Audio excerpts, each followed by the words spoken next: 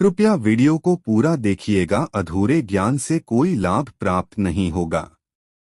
दोस्तों, अपना ज्ञान और बढ़ाने के लिए चैनल को सब्सक्राइब जरूर करें। दोस्तों, शास्त्रों में सावन का महीना बहुत ही शुभ और मंगलकारी माना जाता है। सावन के पवित्र महीने में सभी देवी देवता भगवान शिव की शरण में होते हैं। सावन के महीने का हर एक दिन उतना ही पवित्र माना जाता है जितना कि पवित्र गंगा जल। सावन सोमवार का व्रत रखने से संपूर्ण फल की प्राप्ति होती है। कुमारी कन्याओं के लिए सावन सोमवार का व्रत बेहद ही शुभ माना गया है। इसे भगवान शिव की तरह ही एक अच्छे भर की प्राप्ति होती है। सावन सोमवार का व्रत सुहागिनों के लिए एक वरदान माना जाता है। इस व्रत को पूरा करने से पति परमेश्वर के ऊपर कभी कोई आंच नहीं आती। सावन का त्योहार भारत ही नहीं अपितु विदेशों में भी बड़ी धूमधाम के साथ और जोरों शोरों के साथ मनाया जाता है। सावन में कांवड़ यात्रा का बहुत अधिक महत्व बताया गया है। दोस्तों, अगर आपने एक बार कांवड़ यात्रा कर ली तो समझो साक्षात भगवान शिव की कृपा आपके ऊपर बरसती है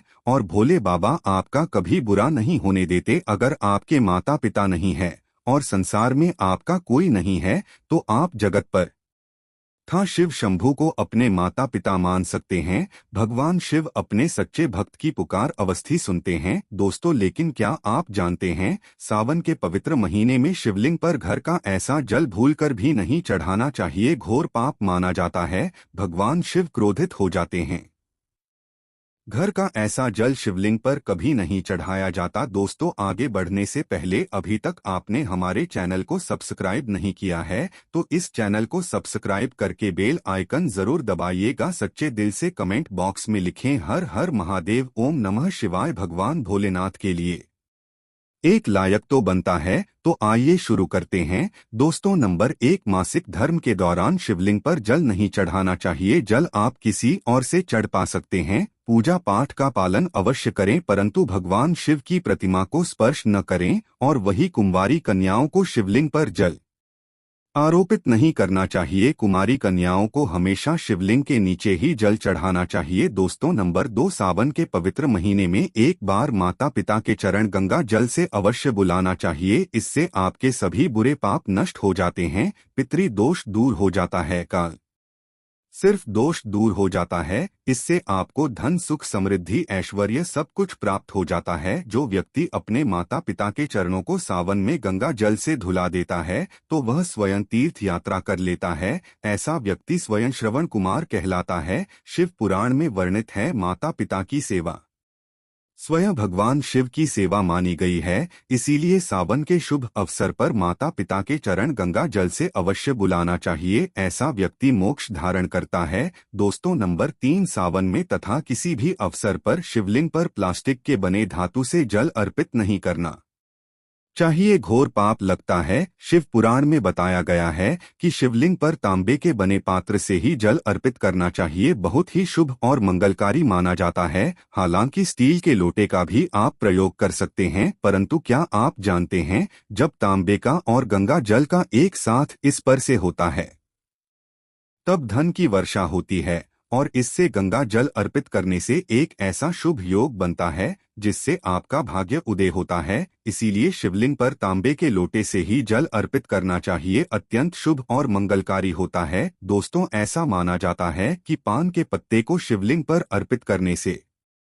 भोले बाबा प्रसन्न होते हैं और जाता है कि सभी मनोकामनाएं पूरी होती है। शिवलिंग पर पान का पत्ता अवश्य चढ़ाना चाहिए लेकिन पान का पत्ता साबित होना चाहिए। दोस्तों, नंबर 4, घर का कोई भी जल आप शिवलिंग पर नहीं चढ़ा सकते। जानिए क्यों। शिवलिंग पर हमेशा गंगा जल ही अर्पित करना चाहिए। साधारण जल शिवलिंग पर कभी नहीं चढ़ाया जाता। साधारण जल को पवित्र करने के लिए उसमें थोड़ा गंगा जल मिलाकर ही शिवलिंग पर चढ़ाना चाहिए। कई लोग नल आदि से, टंकी आदि से जल भरकर शिवलिंग पर चढ़ा देते हैं जो कि शुभ नहीं अशुभ माना जाता है। आप जो जल पीते हैं वह जल शिवलिंग पर कभी नहीं चढ़ाया जाता। इससे आपको फल की प्राप्ति कभी नहीं होगी। इसीलिए साधारण जल में गंगा जल अवश्य मिला लें क्योंकि भगवान शिव गंगा जल के स्पर्श से ही शांत होते ही शिवलिंग पर गंगा जल चढ़ाने से व्यक्ति का भाग्य उदय होता है। बहुत भगवान शिव की कृपा प्राप्त होती है। दोस्तों नंबर 5, सावन में बच्चों को शिवलिंग पर जल चढ़ाना चाहिए। इससे भगवान शिव की तरह ही बच्चों का मन भी शांत होगा और वह आपकी बात भी मानेंगे।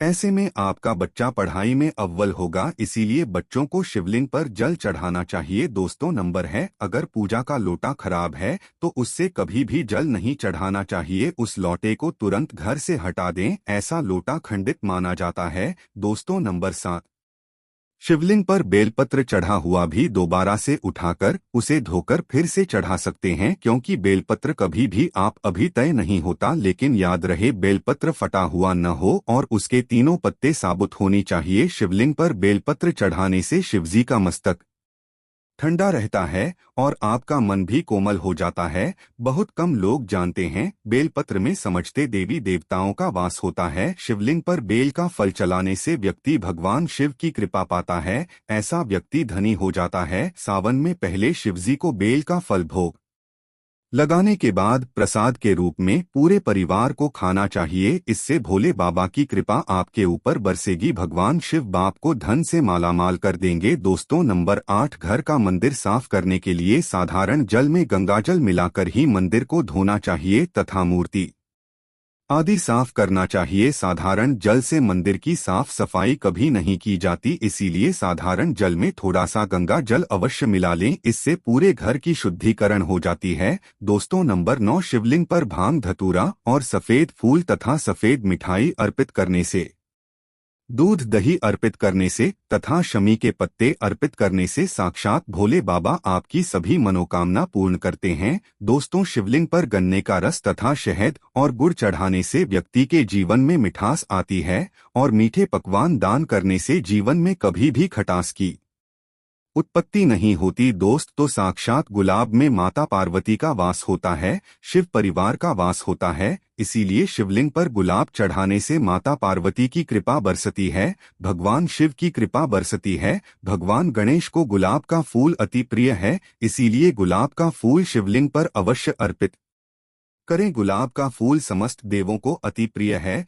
दोस्तों नंबर 10, शिवलिंग पर चढ़ाने वाला जल तथा दूध पैरों में नहीं आना चाहिए, घोर पाप माना जाता है। इससे भगवान शिव का अपमान होता है। शिवलिंग पर जल चढ़ाते समय आपके पैरों में चप्पल आदि नहीं होना चाहिए। घर के अंदर अंगूर थे कि आकार का शिवलिंग रखना चाहिए, इससे ज्यादा बड़ा शिवलिंग घर के अंदर नहीं रखा जाता। शिवलिंग पर हमेशा जल की धारा अवश्य होना चाहिए। अगर आप शिवलिंग पर जल नहीं चढ़ा सकते हैं तो घर में शिवलिंग न रखें, नहीं तो उल्टा आपके घर का विनाश हो जाएगा, क्योंकि शिवलिंग पर जल चढ़ाने से भगवान शिव का मस्तक ठंडा रहता है, भगवान शिव शांत रहते हैं। शिवलिंग पर कई ऐसी शक्तियां ऊर्जा होती हैं जिन्हें शांत करने के लिए गंगा जल की धारा अवश्य होना चाहिए। दोस्तों अगर आप भगवान शिव से प्यार करते हैं, शिव शंभू से प्यार करते हैं, तो सच्चे दिल से कमेंट बॉक्स में लिखें हर हर महादेव।